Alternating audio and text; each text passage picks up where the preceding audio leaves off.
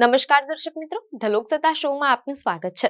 શું ડોનાલ્ડ ટ્રમ્પનો એક નિર્ણય ભારત માટે વરદાન સાબિત થશે કે પછી આ કોઈ મોટી આફત પૂર્વેની શાંતિ છે? અમેરિકાની સુપ્રીમ કોર્ટે ટ્રમ્પને જોરદાર ઝટકો આપ્યો, પણ ગણતરીના કલાકોમાં જ ટ્રમ્પે એવો પલટવાર કર્યો કે આખી દુનિયાના બજારોમાં ફાડ પડી ગઈ છે. અહેવાલો મુજબ શુક્રવારે 20 ફેબ્રુઆરીના રોજ અમેરિકાની સુપ્રીમ કોર્ટે 6-3ની બહુમતીથી ટ્રમ્પની તમામ ગ્લોબલ ટેરિફ નીતિઓને રદબાતલ ઠેરવી દીધી હતી. કોર્ટે પોતાના ચુકાદામાં સ્પષ્ટ કર્યું કે ટ્રમ્પે 1977ના ઇન્ટરનેશનલ ઇમરજન્સી ઇકોનોમિક પાવર્સ એક્ટનો દુરુપયોગ કર્યો છે. મીડિયા અહેવાલો અનુસાર કોર્ટે નોંધ્યું કે આ કાયદો રાષ્ટ્રપતિને એકપક્ષીય રીતે ટેરિફ લાદવાની સત્તા આપતો નથી. આ સત્તા માત્ર અમેરિકી સંસદ એટલે કે કોંગ્રેસ પાસે જ છે. આ ચુકાદાને કારણે ટ્રમ્પ સરકારને મોટો કાયદાકીય ફટકો પડ્યો હતો. અહેવાલોમાં એમ પણ જાણવા મળેલ છે કે સુપ્રીમ કોર્ટના આ ફેસલા બાદ ડોનાલ્ડ ટ્રમ્પે સોશિયલ મીડિયા પર પોતાની ભારે નારાજગી વ્યક્ત કરી હતી. ટ્રમ્પે આ ચુકાદાને અત્યંત નિરાશાજનક ગણાવ્યો હતો. મીડિયા અહેવાલો મુજબ ટ્રમ્પે આ નિવેદન દ્વારા સંકેત આપી દીધા હતા કે તેઓ કોર્ટના આ આદેશ સામે ચૂપ બેસવાના નથી.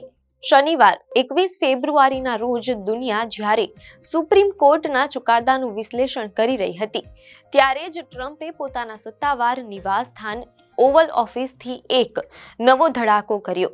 તેમણે ટ્રુથ સોશિયલ પર જાહેરાત કરી કે તેમણે એક નવા એક્ઝિક્યુટિવ ઓર્ડર પર હસ્તાક્ષર કર્યા છે, જેના હેઠળ હવે અમેરિકામાં આયાત થતા તમામ દેશોના માલ પર 10% ગ્લોબલ ટેરિફ લાગુ કરવામાં આવશે.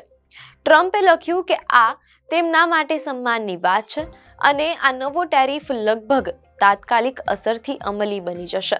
આ પગલાએ આખી દુનિયાના વેપાર જગતને હચમચાવી દીધું છે. સુપ્રીમ કોર્ટના અવરોધને પાર કરવા માટે ટ્રમ્પે આ વખતે એક જૂના અને અત્યંત શક્તિશાળી કાયદાનો સહારો લીધો છે.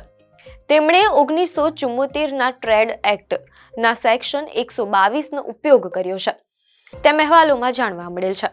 સુપ્રીમ કોર્ટના અવરોધને પાર કરવા માટે ટ્રમ્પે આ વખતે એક જૂના અને અત્યંત શક્તિશાળી કાયદાનો સહારો લીધો છે.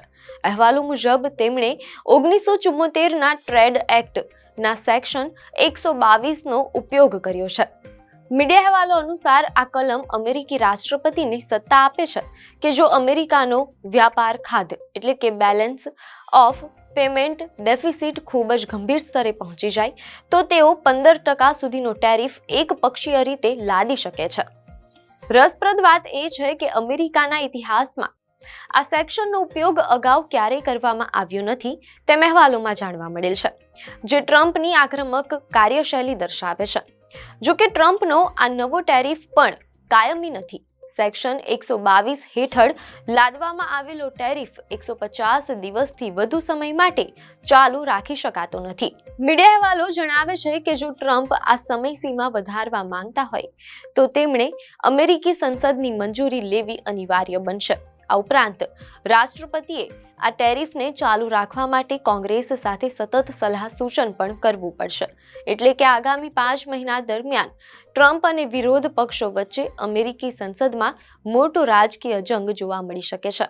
હવે સૌથી મહત્વનો પ્રશ્ન એ છે કે ભારત પર આની શું અસર થશે? મીડિયા અહેવાલો અનુસાર ટ્રમ્પે સ્પષ્ટ કર્યું છે કે ભારત સાથેના વચગાળાના સોદા હેઠળ ભારતીય સામાન પર 18% ટેરિફ જ લાગશે. ટ્રમ્પે આ ગંભીર ચર્ચા વચ્ચે પીએમ નરેન્દ્ર મોદીના પણ ભરપૂર વખાણ કર્યા છે. ટ્રમ્પે આ ગંભીર ચર્ચા વચ્ચે પીએમ મોદીના પણ ભરપૂર વખાણ કર્યા છે. તેમણે પીએમ મોદીને એક મહાન વ્યક્તિ અને બુદ્ધિશાળી નેતા ગણાવ્યા છે. આ બાબત દર્શાવે છે કે ટેરિફની તકરાર વચ્ચે પણ ભારત અને અમેરિકાના વ્યૂહાત્મક સંબંધો મજબૂત રહ્યા છે. અમેરિકાની આ બદલાતી નીતિઓ અને ટ્રમ્પનો અમેરિકા ફર્સ્ટ એજન્ડા આખી દુનિયાની અર્થવ્યવસ્થાને અસર કરી રહ્યો છે. સુપ્રીમ કોર્ટ અને રાષ્ટ્રપતિ વચ્ચેની આ લડાઈ હજુ કેટલી લાંબી ચાલશે તે કહેવું મુશ્કેલ છે, પણ 1 એપ્રિલ અને 150 દિવસની સમય મર્યાદા ભારત જેવા વિકાસશીલ દેશો માટે ખૂબ જ નિર્ણાયક સાબિત થશે. વડાપ્રધાન મોદી અને રાષ્ટ્રપતિ ટ્રમ્પની મૈત્રી ભારતને આ વેપાર યુદ્ધમાં કેટલી રાહત અપાવશે તે જોવું રસપ્રદ રહેશે. આપને માહિતી સારી લાગી હોય તો વિડીયોને લાઇક અને શેર કરજો, ચેનલને સબસ્ક્રાઇબ કરજો.